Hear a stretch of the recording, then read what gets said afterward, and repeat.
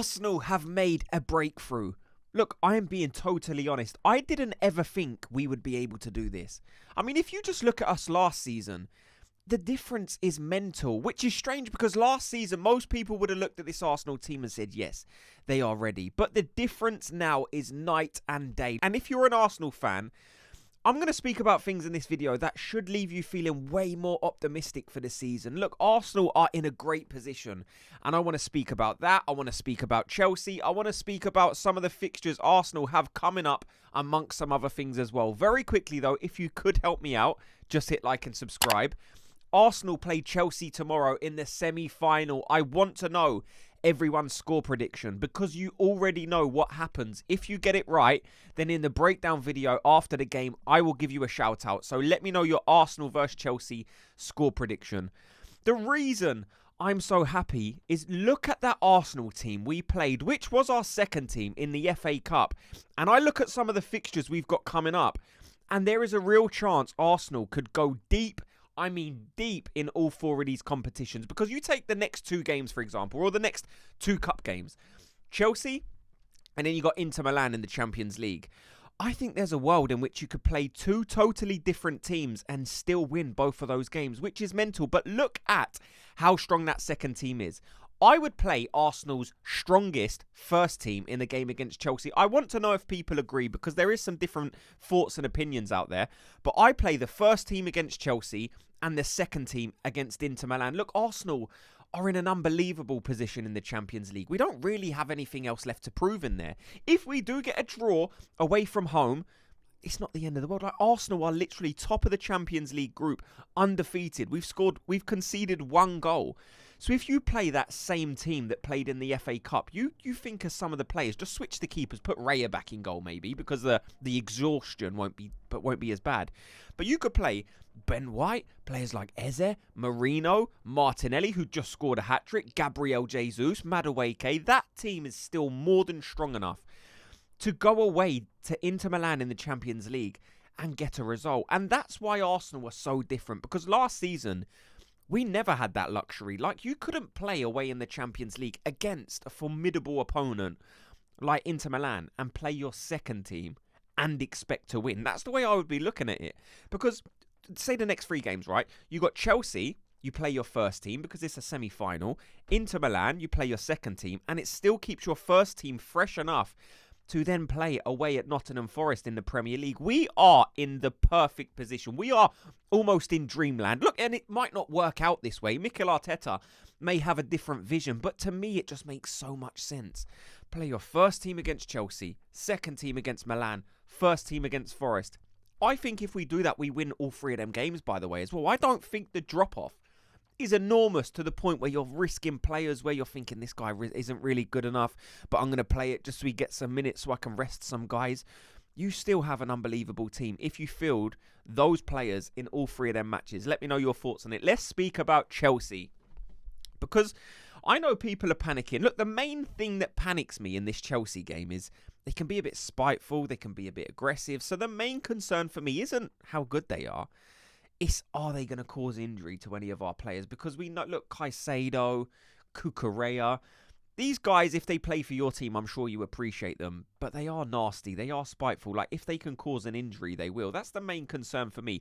Because in terms of quality, this Chelsea we're playing right now isn't the same Chelsea we played when we drew with them at their place. Like, if you look at their last few results, like, this is their last 5 Premier League games, okay? Lost to Fulham, drew with City, drew with Bournemouth, lost to Villa, drew with Newcastle.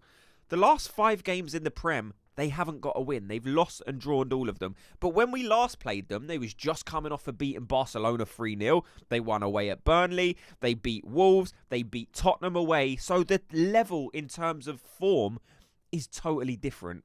Like, this Chelsea isn't as good. Like, the Chelsea when we played them, oh my God, there's an outside chance they might be in the Premier League title race. Now you look at this Chelsea, you think your manager's gone, your team's a mess, your squad's a mess, the club's a mess. So yeah, people worry and thinking, oh, it's going to be crazy. Like, it's going to be a difficult game as much as playing Chelsea always is. We know this is going to be their biggest game of the season, because when we last played them, it was their biggest game of the season and they acted like they won that. So it will be difficult, but I think play your first team in this. And that does lead us to team selection. Let me know what you guys would do, because I know there's so much conversation around the left winger, central midfielders, the striker, even the right wing position, which we'll speak about. But for this game against Chelsea, I go Raya in goal, Timber at right back, Saliba, Gabriel, left back, Miles Lewis-Skelly, because of the injuries. I think you have to play Miles Lewis-Skelly in this game.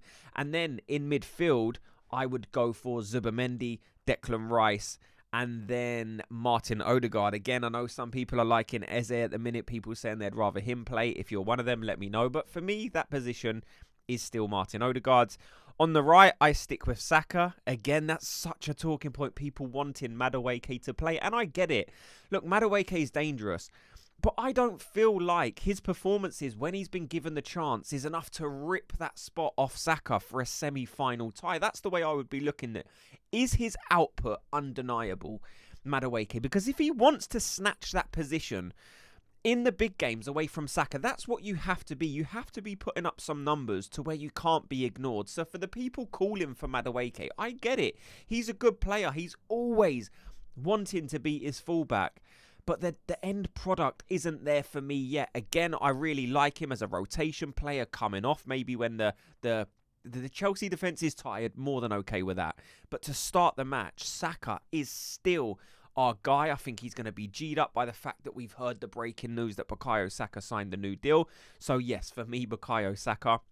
On the left, I do go back with Trossard in this game. Again, Martinelli in terms of goal scoring is not only just better than Trossard, he's better than the whole team. Martinelli is now Arsenal's current top goal scorer. So if Martinelli does start, I certainly wouldn't look at it and think, oh my God, what are we doing? Because both of them options at the minute are brilliant. Trossard's probably our best form player in the Premier League, and Martinelli's probably our best cup player. This is a cup game, so maybe Mikel Arteta chooses to do that at left wing. Let me know what you would do. And then up front for this game, I revert back to Victor Gyökeres. But there is a point in time. Like I spoke to some friends today, and both of them in separate occasions both mentioned, what are we doing with Victor Gyökeres? What's your thoughts on Victor Gyökeres? And look, I was very open. I say, look, I still back Victor Gyökeres.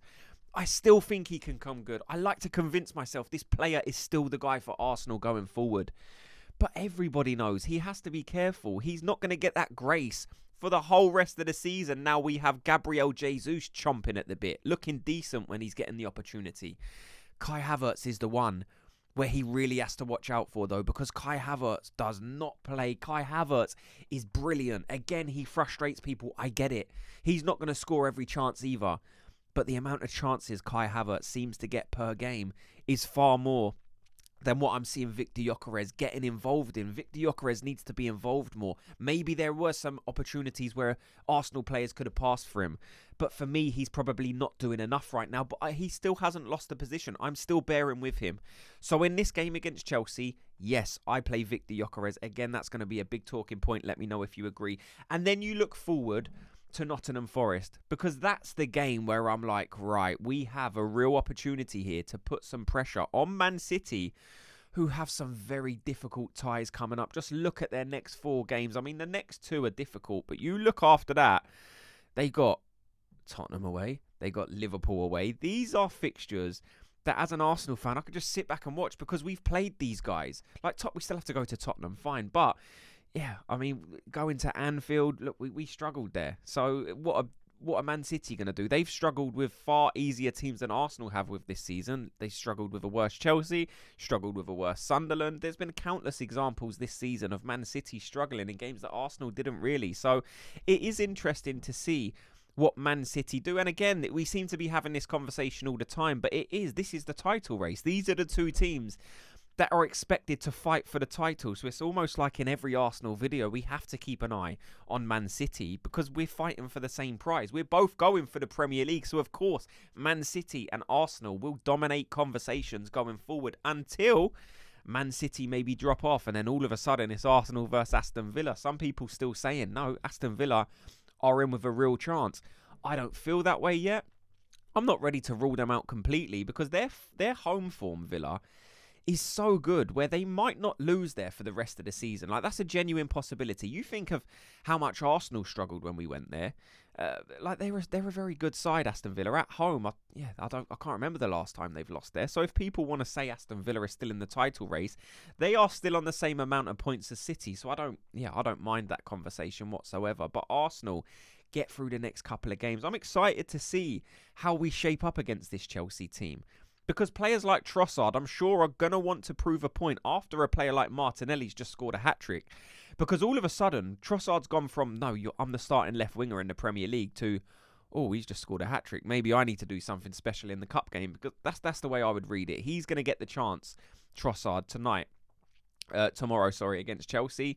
So let's see what they can do. Let's put the first team back out. I can't wait to get the rest of these defenders back from injury. I'm thinking Calafiori and Capier. Just so we can have some cover in some of the areas maybe where we're slightly vulnerable. Again, Lewis Skelly, there's been plenty of conversations around him at the minute. So let's just see what happens. Thank you so much to everyone for watching and listening. Before you go, if you could do me a quick favour, just hit like and subscribe. And I'll speak to you all in tomorrow's video. Gooners, have a good day.